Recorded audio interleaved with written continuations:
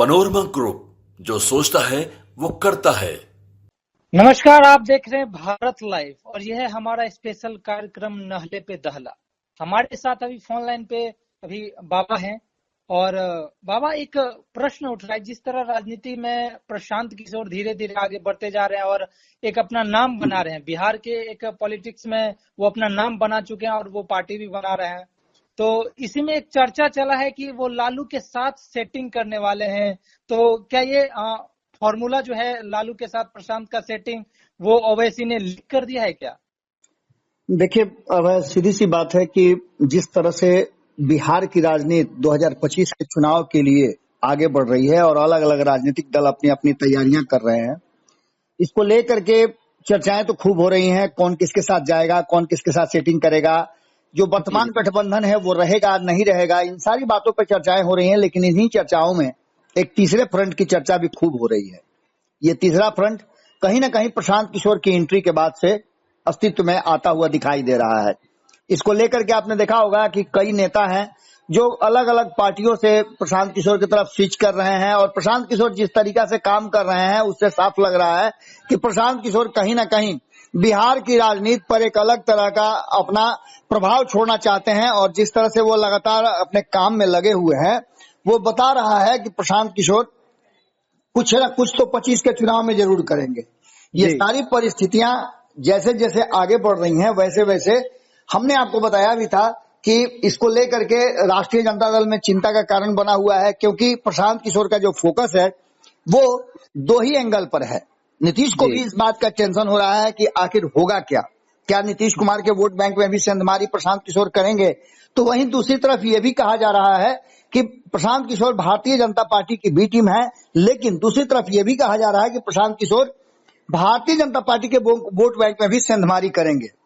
प्रशांत किशोर को अगर राष्ट्रीय जनता दल की बात कहें तो वो बी टीम कहती है, लेकिन अब जबकि प्रशांत किशोर लगातार मीटिंग्स कर रहे हैं और उनके पार्टी बनाने का दिन जैसे जैसे नजदीक आता जा रहा है वैसे वैसे कई राज खुलते जा रहे हैं। आपको बता दें कि इंटरनल हो या एक्सटर्नल, प्रशांत किशोर जिस रणनीति को सामने रख रहे हैं उस रणनीति पर चर्चाएं भी शुरू हो जा रही हैं और उस पर अपने अपने विचार भी दिए जा रहे हैं। अभी हाल फिलहाल में प्रशांत किशोर ने एक ऐसी बात कह दी है जिसको लेकर के ओवैसी ने एक बड़ा खुलासा कर दिया है। और ओवैसी ने खुलासा ही क्या किया है, ओवैसी ने तो इस पर पूरा अपना विचार भी रख दिया है। असदुद्दीन ओवैसी को लेकर के भी प्रशांत किशोर ने एआईएमआईएम को उलझन में डालने की कोशिश की थी। प्रशांत किशोर ने कहा था कि असदुद्दीन ओवैसी सिर्फ मुसलमान की बात करते हैं और उनके वोट बैंक की राजनीति करते हैं, लेकिन मैं मुसलमान के साथ साथ हिंदुओं को भी जोड़ना चाहता हूं। प्रशांत किशोर के बयान को एआईएमआईएम ने खारिज कर दिया और प्रशांत किशोर की कई बातों को उन्होंने उजागर भी कर दिया। प्रशांत किशोर गलत बयानी कर रहे हैं, ऐसा कहते हुए आफ्ताब अहमद हैं जो महासचिव हैं एआईएमआईएम के, उन्होंने कहा कि ऐसा नहीं है कि हम सिर्फ मुसलमान की राजनीति करते हैं। लोकसभा चुनाव के दौरान हमने 8 में से 4 टिकट गैर मुस्लिम अर्थात हिंदुओं को दिया था। जहां तक उनके ऑफर का सवाल है तो उनके ऑफर से हमें कोई ताल्लुक नहीं है, हम स्वतंत्र रूप से अपना निर्णय लेते हैं। यानी आप समझ सकते हैं कि ऑफर की बात करके उन्होंने क्या कहा है। सीधी तौर पे वो कह रहे हैं कि कहीं ना कहीं प्रशांत किशोर का ऑफर उनके पास गया था कि वो उनके साथ मिल करके चुनाव लड़े। लेकिन इससे भी बड़ा खुलासा हम करने जा रहे हैं और प्रशांत किशोर के उस स्ट्रेटजी को बताने जा रहे हैं जो ओवैसी ने किया है। जैसा कि आप सभी जानते हैं कि 17 से 18% मुसलमान हैं और बिहार में MY समीकरण राष्ट्रीय जनता दल के साथ है, ये सभी जानते हैं। और इसी के आधार पर पिछले 32 वर्षों से लगातार चाहे वो नीतीश कुमार हो या फिर लालू प्रसाद हो सत्ता में बने हुए हैं, क्योंकि MY का समीकरण जो है वो लालू प्रसाद के साथ है और वो वोट एक मुश्त जाता है, उसमें इधर उधर जरा सा भी होता नहीं है। अब बीच में ओवैसी के आने से 2020 के चुनाव में आपने देखा होगा कि 5 सीटें उनके पाले में गई थी। उस गठबंधन को जिससे एआईएमआईएम और कुशवाहा ने बनाया था, बीएसपी उसमें थी, उसको 6 सीटें आई थी। अब ऐसी स्थिति में आप समझ सकते हैं कि कहीं ना कहीं प्रशांत किशोर का फोकस उस मुसलमान वोटरों पर है जो कहीं ना कहीं नाराज चल रहे हैं राष्ट्रीय जनता दल से कि उनको पूरा प्रतिनिधित्व नहीं मिल रहा है। उनको जो चाहिए वो नहीं मिल पा रहा है, उनकी संख्या के हिसाब से उनको प्रतिनिधित्व भी नहीं मिल रहा है, उम्मीदवारी नहीं मिल रही है। एआईएमआईएम को भरोसा किया था, लेकिन वो भी मुसलमानों की बात तो करती है, टिकट देती है, जीतते हैं, लेकिन अस्थायी नहीं हो पाते हैं और उसका फायदा भी मुसलमान समाज को नहीं मिलता है और वो एक अलग तरह के नजरिए से देखे भी जाने लगे हैं। इन सारी बातों को लेकर के सबसे बड़ा फोकस जो है, प्रशांत किशोर ने कहा था कि वो लगभग 40 के आसपास मुसलमान उम्मीदवारों को मैदान में उतारेंगे। इसके पीछे की रणनीति समझने के लिए बिहार की उन 6 लोकसभा सीटों पर देखना होगा, जिसके 36 से लेकर के 40 विधानसभा सीट हैं। तमाम सियासी दलों की नजर उस पर बनी हुई है। ये तमाम सीटें इसलिए हॉट सीट है क्योंकि मुसलमान इन सीटों पर निर्णायक भूमिका में रहते हैं। प्रशांत किशोर की रणनीति ने राजनीतिक दलों को उलझा दिया है। हालांकि आरजेडी और एआईएमआईएम का दावा है कि मुस्लिम समाज किसी के झांसे में नहीं आने वाला है। इस बीच आपको बता दें कि प्रशांत किशोर की जो रणनीति है, जिसका खुलासा एआईएमआईएम ने किया है, उसमें कहा यह जा रहा है कि चुनावी रणनीतिकार से राजनेता बनने की राह में चल रहे प्रशांत किशोर बिहार की राजनीति के ठहरे हुए पानी में कंकड़ मारकर राजनीतिक दलों में हलचल पैदा करना चाहते हैं। दरअसल अल्पसंख्यक समाज के सम्मेलन बार बार करके वो उस समाज को अपने साथ जोड़ना चाहते हैं और 17 से 18% जो वोटर हैं उनको साधने की कोशिश में लगे हुए हैं। कई मुसलमान संगठन की बात करें या नेता की बात करें, वो प्रशांत किशोर के मंच पर नजर आते हैं। राजनीतिक दलों के बीच में इन वोटरों की खींचतान जारी है। अल्पसंख्यक सम्मेलन के जरिए प्रशांत किशोर बिहार के चुनावी राजनीति में 40 मुसलमानों को कैंडिडेट उतारने की बात कहकर मुसलमानों को कहीं ना कहीं प्रभावित कर रहे हैं और उन्हें अपने पक्ष में लाने की कोशिश में लगे हुए हैं। अल्पसंख्यकों को लेकर प्रशांत किशोर ने कहा है कि बिहार के अंदर अल्पसंख्यकों की भागीदारी लगातार घट रही है। राष्ट्रीय जनता दल के लालटेन में तेल मुसलमान डाल रहे थे, लेकिन रोशनी कहीं और से फैल रही है।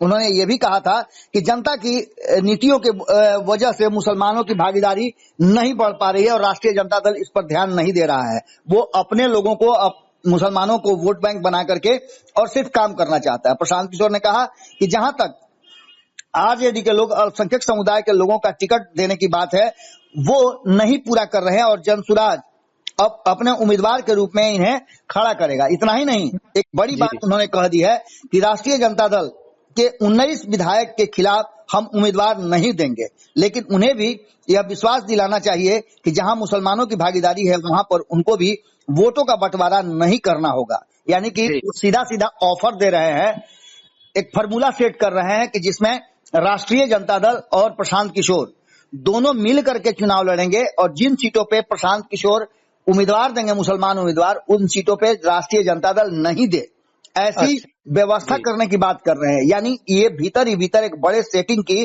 तरफ इशारा कर रहा है। जिस प्रशांत किशोर को बी टीम कहा जाता था भारतीय जनता पार्टी की, वो कहीं ना कहीं आरजेडी से सेटिंग करने के फिराक में लगे हुए हैं।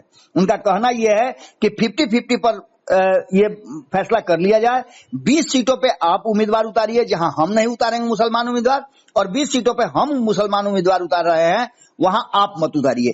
यानी दोनों एक दूसरे से कंबाइंड करके आने वाले 2025 के चुनाव में 40 मुसलमानों को चुनाव जिताने की तैयारी करें।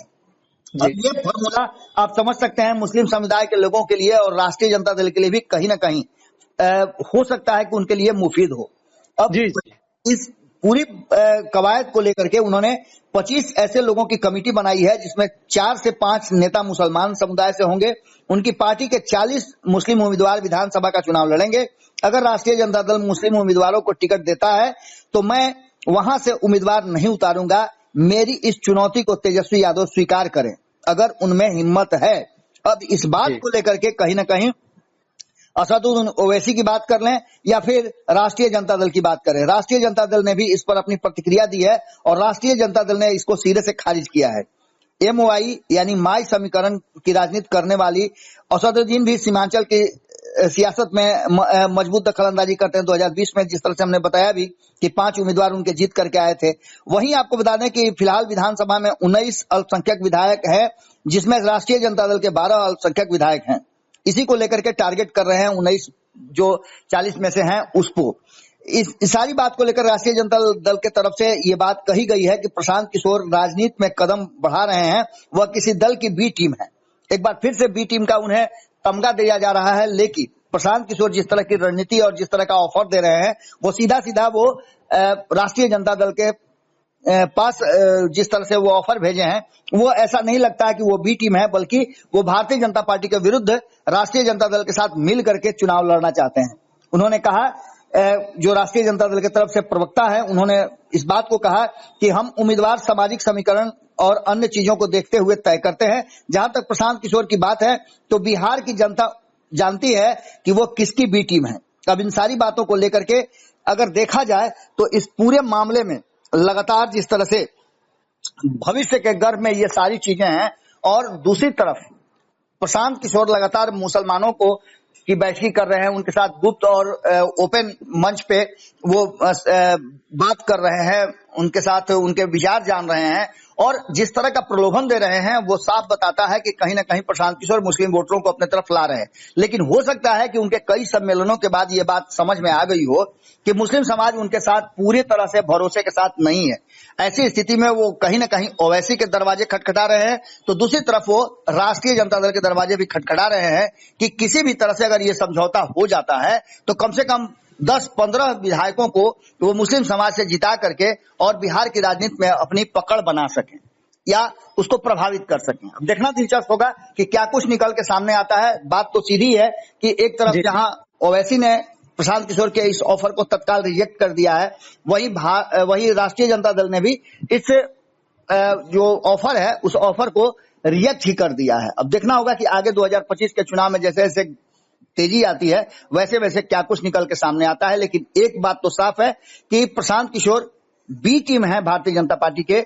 ये बात अब धीरे धीरे परसेप्शन बदलता जा रहा है।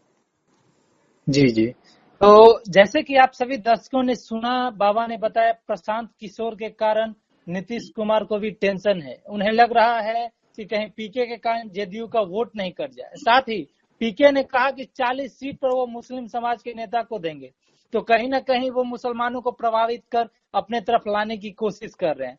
और इसी बीच ये भी बात चली कि आरजेडी जन स्वराज में एक प्लानिंग भी हो सकता है, यानी कि अगर आरजेडी अपना उम्मीदवार मुस्लिम उम्मीदवार जहां से उतारेंगे वहां से जन स्वराज वो मुस्लिम उम्मीदवार नहीं उतारेंगे। लेकिन आरजेडी से वहां से कुछ ऐसा पुख्ती नहीं हुआ है कि अपने दोनों जो हैं दोनों पार्टी वो एक साथ मिल के काम करें। तो इसी प्रकार का खबर देखने के लिए हमारे साथ बने रहें।